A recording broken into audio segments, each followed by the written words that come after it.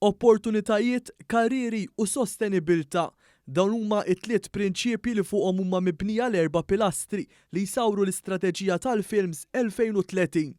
L-infrastruttura, l-kultura, l-edukazzjoni u r-riżors uman u l-finanzi huma l-erba' pilastri li se jsaħħu l-industrija għat-8 snin li ġejjin u lilin. It-tnejn wara nofsinhar bdiet dik imsejħa bħala il-ġimgħa l-Films fejn anke se tkun qed tiġi diskussa l-istrateġija għall-industrija tal-films mal-partijiet involuti kollha.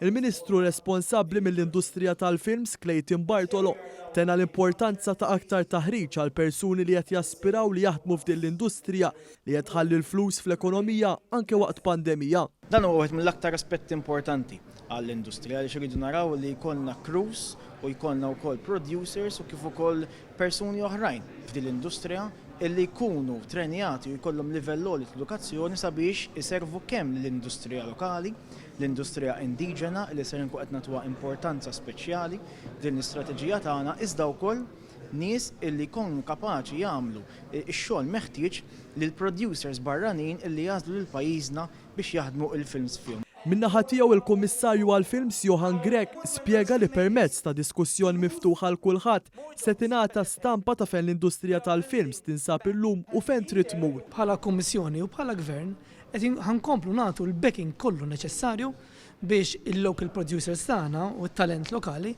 ikomplu jikber mhux biss Malta, mhux biss jagħmel suċċess Malta, imma jagħmel suċċess barra minn xtutna.